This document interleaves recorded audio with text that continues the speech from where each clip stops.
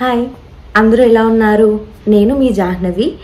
ఈరోజు నేను ఏ వీడియోతో మీ ముందుకు వచ్చేసానంటే ప్రెగ్నెన్సీలోకి వచ్చేటప్పటికి ఏ ఫుడ్ అయితే బాగా తీసుకోవాలి, ఏ ఫుడ్ అయితే మొత్తానికి తీసుకోవడం మానేయాలి. అండ్ ఏంటంటే ప్రెగ్నెన్సీ అనే కాదు, నార్మల్గా కూడా చాలామందికి కాన్స్టిపేషన్ ఇష్యూ వస్తూ ఉంటుంది కదా. సో ఆ ఇష్యూని ఎలా రిజాల్వ్ చేయాలి అంటే ట్యాబ్లెట్స్ కాకుండా వితౌట్ ట్యాబ్లెట్స్ ఓన్లీ ఫుడ్తో ఎలా కంట్రోల్ చేయాలి అని చెప్పి అయితే నేను ఈ వీడియో చేద్దాం అనుకుంటున్నాను. సో వీడియోని అయితే స్కిప్ చేయకుండా ఎండ్ వరకు అయితే చూసేయండి. ఫస్ట్ ఆఫ్ ఆల్ మనము ప్రెగ్నెన్సీలో ఎలాంటి ఫుడ్ తీసుకుంటే మంచిగా ఉంటుంది మనం ఇప్పుడైతే చూసేద్దాం. అండ్ ఫస్ట్ ఆఫ్ ఆల్ ప్రెగ్నెన్సీలోకి వచ్చేటప్పటికి నేను ఎప్పుడు చెప్తున్నట్టే ప్రోటీన్ ఫుడ్ అయితే చాలా మంచిగా తీసుకోవాలండి. లైక్ ఏంటంటే ఫర్ ఎగ్జాంపుల్ పన్నీర్ మంచి ప్రోటీన్ ఉంటుంది అందులో. నెక్స్ట్ వేరుశనగ పప్పు ఇలాంటివి కొన్ని ఉంటాయి కదా, అవైతే స్కిప్ చేయకుండా మంచిగా తీసుకోవాలి. అండ్ ఎంత అమౌంట్ తీసుకుంటున్నాం అనేది కూడా క్యాలిక్యులేట్ చేసుకోవాలన్నమాట. ఇప్పుడు మీరు యూజ్లెస్ ఫుడ్ ఎక్కువ తీసుకోవడం వల్ల చాలామంది నాకు మెసేజ్ చేస్తున్నారు అనమాట. మైదా మ్యాగీ ఉందనుకోండి, మైదా క్రేవింగ్స్ అయితే ఉంటాయి, ఖచ్చితంగా క్రేవింగ్స్ ఉంటాయి. కానీ ఆ క్రేవింగ్స్ కూడా మనం లిమిటేషన్స్ పెట్టుకోవాలి. ఎందుకంటే మన గురించే కదా, మన బేబీ గురించే కదా మొత్తం. వన్స్ మన బేబీ వచ్చేసాక ఒక 6 నెలలు పచ్చం చేశాక మీ ఫుడ్ అయితే మీకు నచ్చినట్టయితే మళ్ళీ తినేయచ్చండి. లో తినే ప్లేస్లో మైదా లాంటివి కాకుండా మంచి ప్రోటీన్ ఫుడ్ని కనుక మనం యాడ్ చేసుకుంటే కనుక చాలా బాగుంటుంది. మార్నింగ్ టిఫిన్లో చక్కగా ఇడ్లీ, దోశ, మీకు నచ్చిందే, పూరి ఏమో చపాతీ, మన ఆట పిండి ఉంటుంది కదా చపాతీ పిండితో, ఆ పిండితో పూరి చేసుకుని, నెక్స్ట్ లేకపోతే కర్రీస్లోకి వచ్చేటప్పటికి పన్నీర్ కర్రీ తిన్నారనుకోండి, ఎంత ప్రోటీన్ ఉంటుందో, బీన్స్ ఇలాంటి మంచి మంచివి ఫుడ్. నేనైతే టిఫిన్స్లో అయితే ఇలాగే చేసేదాన్ని. మ్యాక్సిమం నేనైతే డైలీ ఇడ్లీయే తినేదాన్ని. పల్లి వేరుశనగ పప్పులు అయితే చాలా మంచి ప్రోటీన్ అనమాట. ఒక్కొక్కసారి మనకి చిరాకు వచ్చినా సరే కొన్ని ఫుడ్స్ అయితే ప్రోటీన్స్ కోసం అయితే తింటూ ఉండాలి. ఇలానే కాదు, చాలా ఐటమ్స్లో అయితే మనకి ప్రోటీన్ ఉంటుంది. బ్రాక్లీ, బఠానీ, స్వీట్ కార్న్, ఇంకా బార్లీ, సబ్జా, ఇలాంటి వాటి అన్నిట్లో కూడా ప్రోటీన్స్ ఉంటాయి. మనకి కాయగూరల్లో ఉంటాయి. నెక్స్ట్ ఇలాగా బార్లీ తాగొచ్చు, చలవ చేస్తుంది మంచిగా ప్రెగ్నెంట్ లేడీస్కి. సో ఇలాంటివన్నీ కూడా బ్రెయిన్లో పెట్టుకుని మంచిగా మీకు మీరే, మనం ఏదైనా తింటున్నప్పుడు ముందు మన డాక్టర్ అవైలబిలిటీ ఉంటే డాక్టర్ని అడగడం మంచిది.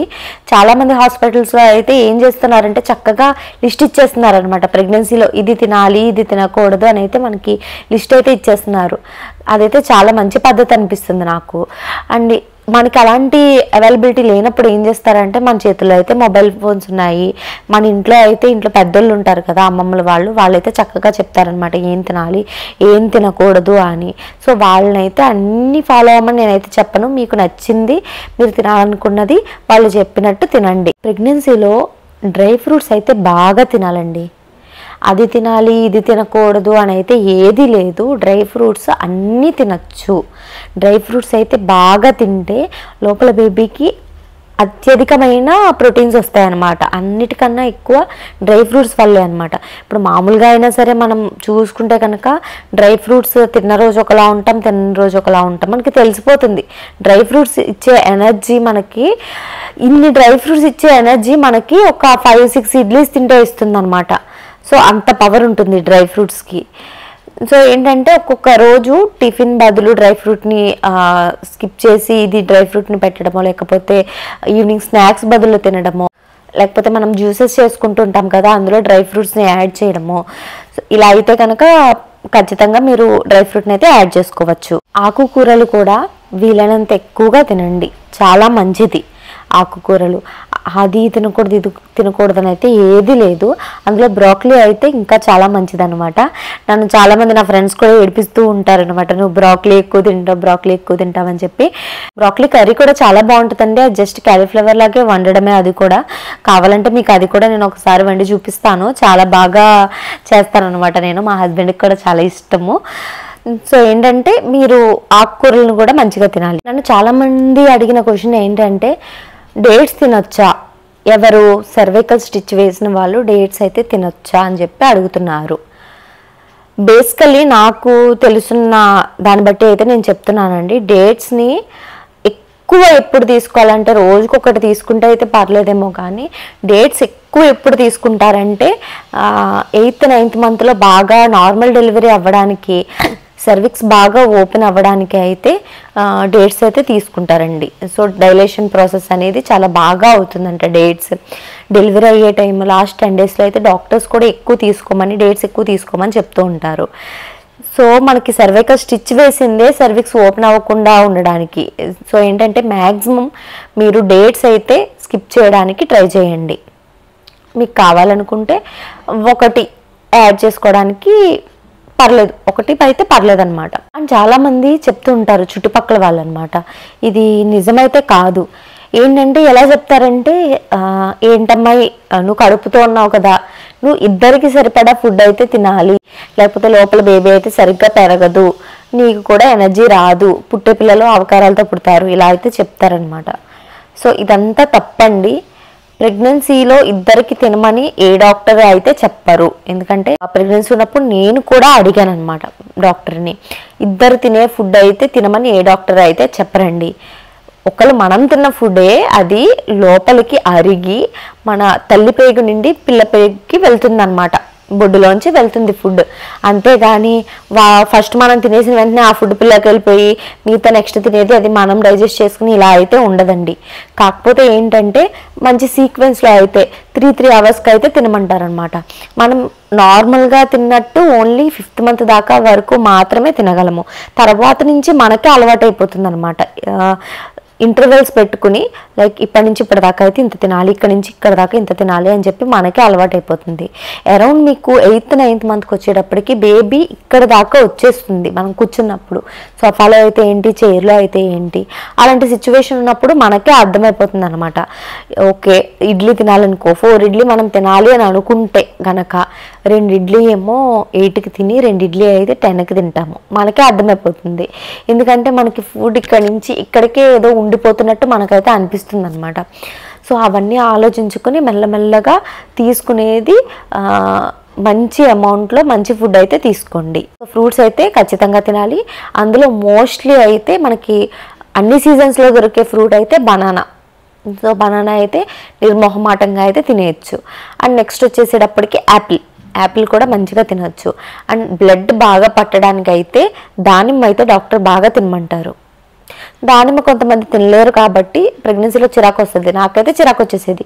సో దాన్ని అయితే జ్యూస్ కింద చేసి తాగండి.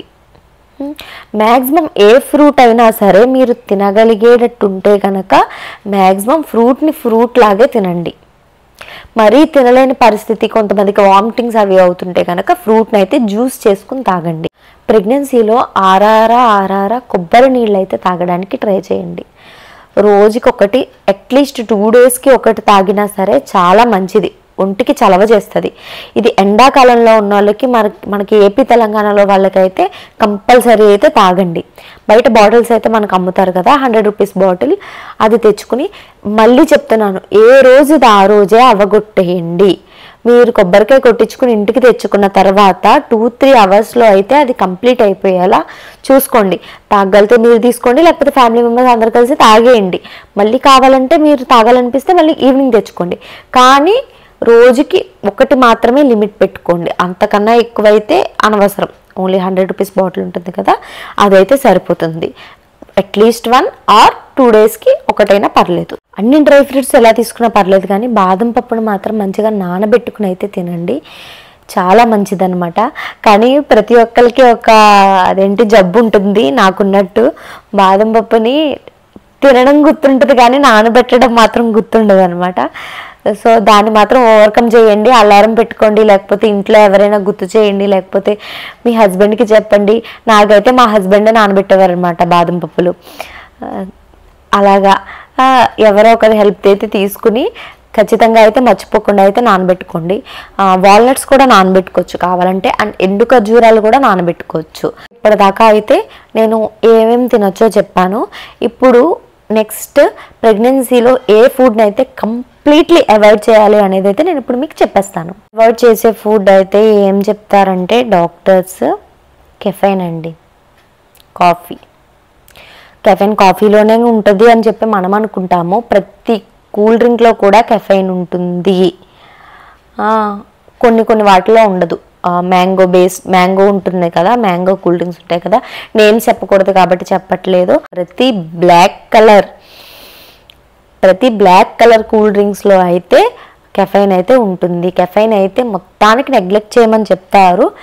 బట్ ఎంతో కొంత ఇంకా తాగకుండా ఉండలేం డాక్టర్ అన్నోళ్ళు రోజుకి 200 mg సంథింగ్ ఎంతో అయితే సజెస్ట్ చేస్తారనమాట. అది కూడా అవాయిడ్ చేయమనే చెప్తారు. చాలామందికి కాఫీలు అలవాటు ఉన్నోళ్ళు అవాయిడ్ చేయడానికి మ్యాక్సిమం ట్రై చేయండి. అప్పుడప్పుడు మనసు పీకేస్తే కనుక ఒక వీక్లీ వన్స్ కానీ ట్వైస్ కానీ పెట్టుకుని అప్పుడైతే తాగండి. నేనైతే దాన్ని రీప్లేస్ చేయడానికి కెఫైన్ని మనకి డాక్టర్స్ ప్రోటీన్ పౌడర్స్ అయితే ఇస్తారు, లేకపోతే కనుక హార్లిక్స్ ఇస్తారు. నాకు హార్లిక్స్ ఇచ్చారు, మదర్స్ హార్లిక్స్. అలా కాకుండా నాకు చాలామంది కామెంట్స్ చేశారు ప్రోటీన్ పౌడర్ వాడొచ్చాక మా డాక్టర్ ప్రోటీన్ పౌడర్ ఇచ్చారని చెప్పి. చాలా వెరైటీస్ అయితే ఉన్నాయి కదండి. ఎన్ష్యూర్ అయితే ఉంది, నెక్స్ట్ హార్లిక్స్ ఉంది, నెక్స్ట్ ఇంకా చాలా చాలా ఉన్నాయి బ్రాండ్స్. దాన్ని బట్టి ఈచ్ అండ్ ఎవ్రీ డాక్టర్ ఏదో ఒకటైతే సజెస్ట్ చేయకుండా అయితే ఉండరు. దీన్ని అయితే దాంతో రీప్లేస్ చేయండి. అండ్ నెక్స్ట్ ఇదైతే ఖచ్చితంగా పచ్చి పాలు అయితే తాగకూడదంటండి. పచ్చి పాలు అంటే ఇప్పుడు గేదె పాలు ఇలా తీసిన వెంటనే తాగేయడం, ఆవు పాలు ఇలా తీసిన వెంటనే తాగేయడం, ఇలాంటి అలవాట్లు ఉన్న వాళ్ళు ఉంటారు, పచ్చి పాలు తాగేసేవాళ్ళు. సో పచ్చి పాలు అయితే అస్సలు ప్రెగ్నెన్సీలో తాగకూడదు. పిల్లలు కొంచెం తేడాగా పుట్టే అవకాశం ఉందంట. కాచి తాగాలి ఏ పాలైనా సరే. అండ్ నెక్స్ట్ వచ్చేసి ఎగ్స్ చాలామందికి పచ్చిగుడ్డు తినేస్తే తాగేసే అలవాటు ఉంటుంది. దాన్ని తినాలంటారో తాగాలంటారో తెలీదు. గుడ్డు ఇలా పగలగొట్టి ఇలా వేసేసుకుని ఇలా తాగేస్తూ ఉంటారు కదా, అదైతే అస్సలు చేయకండి. ప్రెగ్నెన్సీలో మంచిది కాదు. ఎగ్స్ మీరు ఎలా తీసుకున్నా సరే ఎగ్ ఎల్లోని పక్కన పెట్టేసి ఎగ్ వైట్, ఉడకపెట్టిన ఎగ్ వైట్ మాత్రమే తీసుకోండి. ఎగ్ ఎల్లో ఎందుకు తీసుకోవద్దని చెప్తున్నానంటే అది మళ్ళీ కొలెస్ట్రాల్ ఏదో ఎక్కువ అవుతుందని చెప్పి అయితే డాక్టర్ చెప్పారు. నాకు ఎంతవరకు నిజమో నాకు కూడా తెలీదు. కానీ ఎగ్ వైట్ తీసుకోవడం వల్ల అయితే మంచి ప్రోటీన్, ఎల్లో వల్ల అయితే యూజ్ లేదు అన్నట్టు చెప్పారు ప్రెగ్నెన్సీకి. ఇంట్లో వాళ్ళు చాలామంది అంటారు, ఏంటి ఎగ్ వైట్ ఉంచుకుని ఎగ్ ఎల్లో పాడేస్తున్నావు, కాస్ట్లీ అంటే ఎవరైతే కాస్ట్లీ అన్నారో వాళ్ళని తినేయమని చెప్పండి. ఎగ్ ఎల్లోని వైట్ అయితే సరే మీరు ఉంచుకోండి అనమాట. ఒకటే మాట చెప్పండి, ఏముంటుంది, కాస్ట్లీ ఎగ్ కదా, మీరంటే నాకు చాలా ఇష్టం అందుకని ఎల్లో అంటే చాలా ముఖ్యం కాబట్టి ఎల్లో మీకే పెట్టేస్తున్నానని చెప్పి పెట్టేయండి. మీరైతే ఎగ్ వైటే తీసుకోండి. నెక్స్ట్ వచ్చేసేటప్పటికి ఫిష్ తినే వాళ్ళైతే ఏం చేయాలంటే, సముద్రంలో మెర్క్యూరీ అనేది చాలా ఎక్కువ ఉంటుందంట. ఆ ఫిష్ కూడా అది కన్జ్యూమ్ చేసుకుంటుంది కాబట్టి ఫిష్లో మెర్క్యూరీ కనుక ఎక్కువ ఉంటే అది కూడా మనం తీసుకోవడం వల్ల పిల్లలకి కొంచెం ఎఫెక్ట్ అవుతుంది అంటున్నారు. సో అది చేపలు కొనుక్కునేటప్పుడు కూడా అది నది చేపలో, అదే రివర్లో ఉన్న చేపలో, సముద్రపు చేపలో అడిగి చూసుకుని అయితే కొనుక్కోండి. అంటే ఇంకోటి వచ్చేసేటప్పటికి రా ఫిష్ అంటే ఏంటంటే ఉడకపెట్టకుండా ఉన్న ఫిష్ని తినేస్తూ ఉంటారనమాట చాలామంది. సరిగ్గా ఉడకకుండా ఉన్న ఫిష్ని అయితే తినేస్తూ ఉంటారు. సో అది కూడా అసలు మంచిది కాదు అని అయితే చెప్తున్నారు. మొత్తం అంతా ఉడికిన మంచిగా వేయించిన ఉడికిన ఫుడ్ అయితే ఆ ఫిష్ అయితే మంచిది అని అయితే రీసెర్చ్ చేసి చెప్తున్నారనమాట. నెక్స్ట్ వచ్చేసి ఫుడ్లోకి వచ్చేసి ఇంకా ప్యాక్డ్ ఫుడ్, అది నిల్వ ఉన్నట్టు కదా కొంచెం. నేను నేమ్స్ అయితే చెప్పను కానీ చిప్స్ ఉంటాయి కదా, బైట్ చిప్స్, ఇలాంటివి అయితే ఆల్రెడీ ఆయిల్లో వేయించేసి అలాంటి ఆయిల్లో మనకి తెలియదు కదా. ప్రెగ్నెన్సీలో అయితే అవాయిడ్ చేయమని చెప్పి నేనైతే చెప్తానండి. మీకు మరీ అంతగా కావాల్సి వస్తే మీరు ఇంట్లో వేపుకోవచ్చు, లేకపోతే బయట కొంచెం మంచి షాప్స్లో అయితే అప్పటికప్పుడు చిప్స్, హాట్ చిప్స్ అవి ఉంటాయి కదా, సో వేపుతారు కదా, మీరు ఈ చిప్స్ని అయితే దాంతో అయితే రీప్లేస్ చేసుకోవచ్చు. ఇదైతే అందరూ చెప్తూ ఉంటారు. పచ్చి లెక్క పండు పపాయ ఉంటుంది కదా, బొబ్బాసు పండు అయితే అస్సలు తినకండి. ఎందుకంటే ఇది బొబ్బాసు పండు కానీ ఇది పైనాపిల్ కానీ రెండిట్లో ఏది తీసుకున్నా సరే ప్రీమెచ్యూర్ బర్త్ అయితే వచ్చేసే ఛాన్స్ అయితే ఉందండి. ఎర్లీ స్టేజెస్లో అయితే కొంచెం బేబీ అబార్ట్ అయ్యే ఛాన్స్ ఉంది. అండ్ నెక్స్ట్ స్టేజెస్లో అయితే ప్రీమెచ్యూర్ బర్త్ అయితే జరిగే ఛాన్సెస్ అయితే ఉంది. సో ఏంటంటే ఏది తీసుకున్నా తీసుకోకపోయినా సరే తీసుకోవాల్సిన మనం తీసుకోకపోయినా పర్లేదు, కానీ ఇది తినొద్దు అనేవి మాత్రం మోస్ట్లీ ప్రెగ్నెన్సీలో తినకుండా ఉండడమే బెటర్ అండి. అండ్ జున్ను కూడా పెద్దోళ్ళు ఎందుకో తినొద్దు అని చెప్తారు, ఎందుకంటే వాతం వస్తుంది అని అయితే చెప్తూ ఉంటారు జున్ను అయితే. నేనైతే ఇంకా మరీ క్రేవింగ్ ఉంది కాబట్టి లాస్ట్ ఇంకా డెలివరీ అయ్యే రోజు ముందు 2 days ముందు డాక్టర్ని అడిగి జస్ట్ ఇంత ఇంత అయితే నేను జస్ట్ టేస్ట్ చేసి పక్కన పెట్టేశాను అనమాట. ఆఖరికి డాక్టర్ గారు కొంచెం ఇంత అయితే తినొచ్చు అన్నారు, కానీ నేనైతే ఇంతే తినేసి అయితే పక్కన పెట్టేశాను. ప్రెగ్నెన్సీలో షుగర్ కూడా కొంచెం తగ్గించడం మంచిదండి. నేను షుగర్ పేషెంట్ని కాదు, నేను షుగర్ తినేయచ్చు అని అయితే ఉండకూడదు. ప్రెగ్నెన్సీలో ఏంటంటే హార్మోన్స్ అనేవి చేంజ్ అవుతూ ఉంటాయి కాబట్టి, ఎక్కువ తక్కువలు అవుతూ ఉంటాయి కాబట్టి మనకు తెలీదు ఏమేమి సైడ్ ఎఫెక్ట్స్ వస్తాయి, దేనివల్ల ఏది వస్తాయి అని చెప్పి. షుగర్ లేని వాళ్ళకి చాలా మందికి ప్రెగ్నెన్సీలో షుగర్ వచ్చి అది కంటిన్యూ చివరి దాకా అయిన వాళ్ళు కూడా ఉన్నారనమాట. షుగర్ని ఇప్పుడు తక్కువ అంచనా అయితే వేయకూడదండి. ప్రెగ్నెన్సీలో షుగర్ని ఎలా అవాయిడ్ చేయాలి అంటే మీరు బెల్లంతో చేయొచ్చు అనమాట. కొంచెం అంతలో కొంచెం అయితే మీరు బెల్లంతో రీప్లేస్ చేసుకోవచ్చు. నేనైతే హార్లిక్స్లో అయితే బెల్లం వేసుకుని తిప్పుకునేదాన్ని అనమాట. అలాగైతే రీప్లేస్ చేసుకోవచ్చు. ఇంకా స్వీట్స్ అంటారా, స్వీట్స్ మీద క్రేవింగ్స్ అయితే చాలా మందికి ఉంటాయి.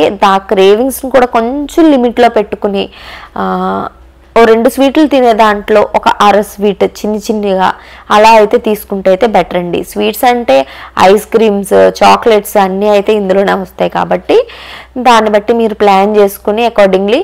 అండ్ ఏంటంటే షుగర్ టెస్ట్లు కూడా మనకి బార్డర్లో కనుక ఉంటే కనుక ఎవ్రీ 15 డేస్కి అయితే డాక్టర్ రిపీట్ చేస్తారు. మస్ట్ అండ్ షుడ్గా అయితే చెక్ చేయించుకుంటూ ఉండండి. ఇంతేనండి. ప్రెగ్నెన్సీలో పెద్దగా తినకూడని ఐటమ్స్ అంటూ ఏమీ లేవు, ఇవే ఉన్నాయి. అండ్ ఇంకొకటి చెప్పడం మర్చిపోయానండి, చికెన్ ఉందనుకో, చికెన్ కానీ మటన్ కానీ ఇందులో మనకొచ్చేసి లోపల బాడీ పార్ట్స్ ఉంటాయి కదా, అంటే ఏంటంటే లివర్, కిడ్నీ ఇలాంటివి అయితే అస్సలు ముట్టుకోవద్దు ప్రెగ్నెంట్ లేడీస్ అని అయితే చెప్తున్నారు రీసెర్చ్ చేసిన వాళ్ళు. మరి ఎందుకనైతే నాకు తెలీదు, అందులో ఏమైనా ఇన్ఫెక్షన్స్ ఉంటే వస్తాయనేమో. బట్ ఏంటంటే అలాంటి పార్ట్స్ అయితే తినొద్దని చెప్తున్నారు. కొంతమంది అయితే యాక్చువల్లీ లివరే లివర్ కర్రీయే చేసుకుని తింటారు. కొంతమంది బోటీ కర్రీ పేగులు కర్రీ చేసుకుంటారు. కొంతమంది బ్రెయిన్ తింటారు, బేజా ఫ్రై. ఇలాంటివి అయితే తినకుండా ఉండడానికే ట్రై చేయండి, అసలు మంచిది కాదు అని చెప్తున్నారు.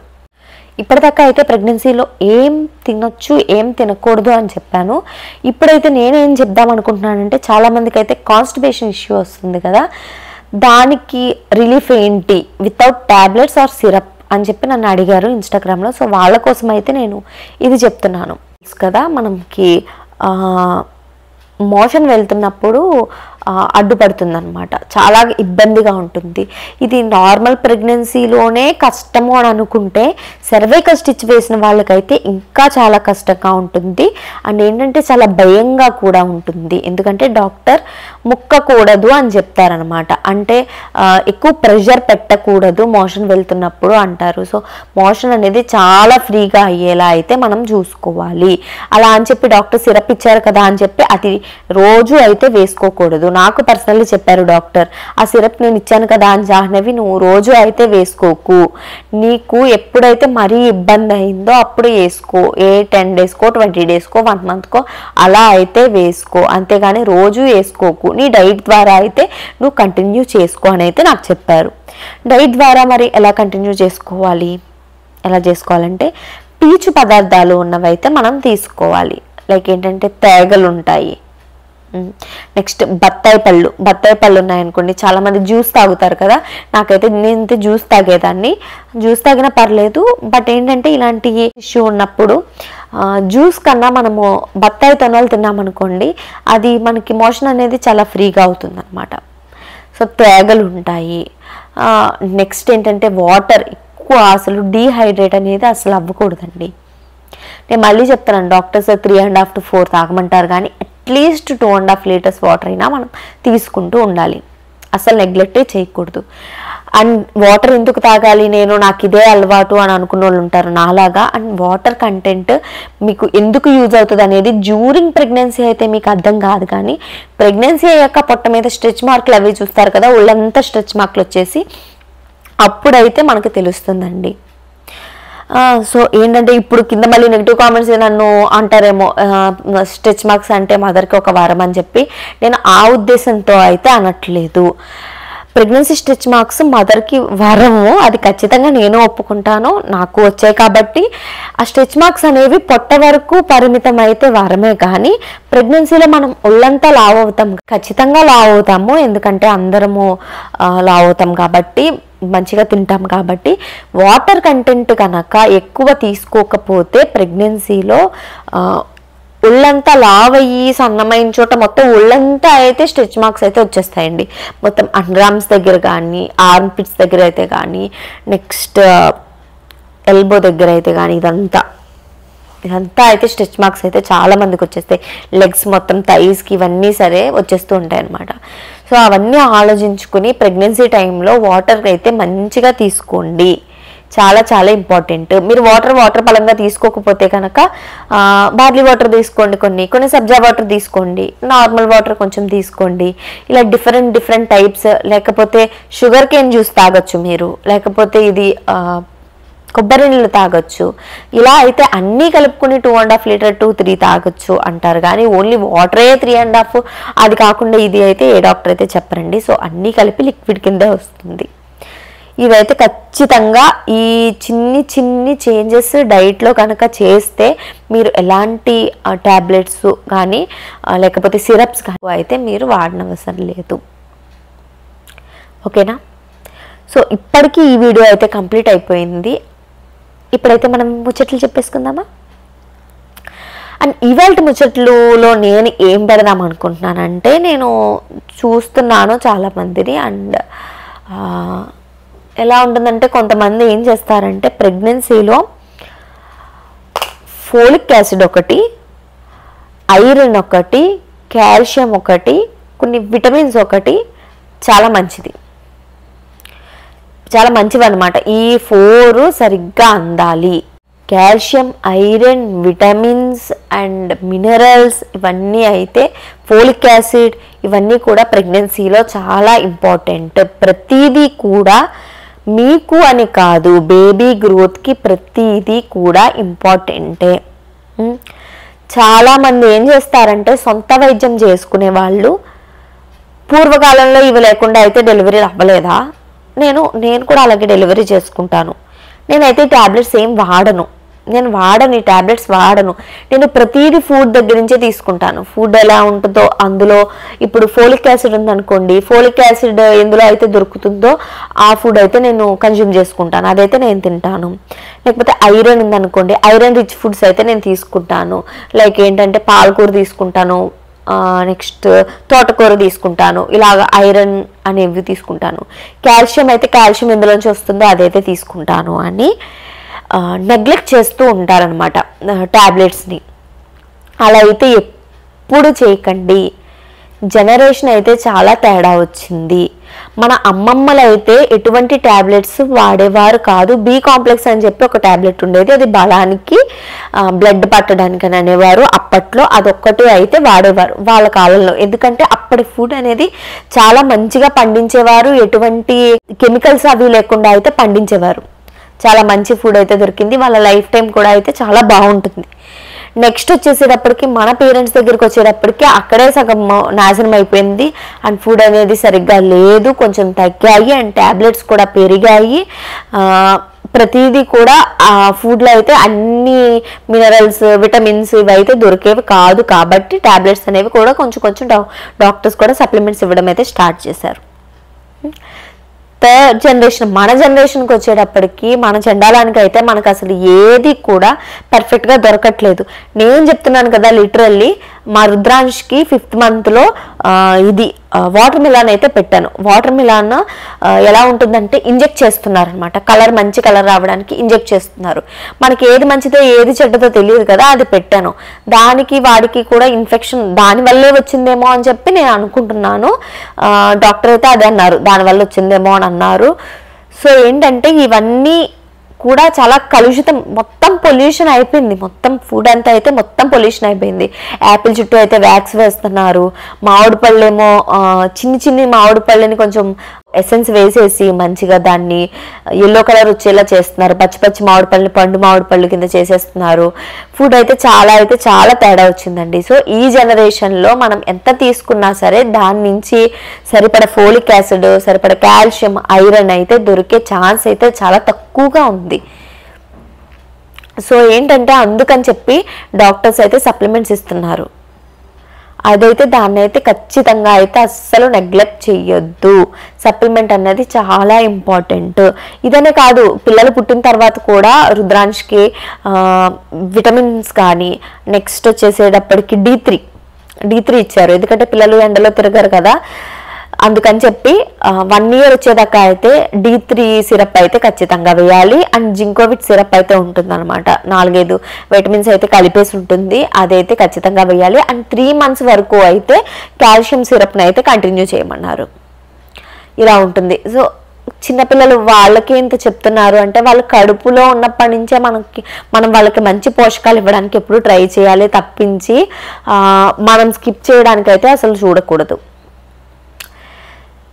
ఇదండి ఇప్పటిదాకా అయితే ఈ వీడియో అయితే ఇప్పటితో అయితే మొత్తం కంప్లీట్ అయిపోయింది. సో నా వీడియోస్ కనుక మీకు నచ్చినట్టయితే please do like, share and subscribe. And పక్కనే ఉన్న బెల్ ఐకాన్ అయితే క్లిక్ చేసేయండి. అండ్ నా నెక్స్ట్ వీడియోస్ అయితే నెక్స్ట్ నుంచి మీ మొబైల్కి అయితే నోటిఫికేషన్ వచ్చేస్తుంది.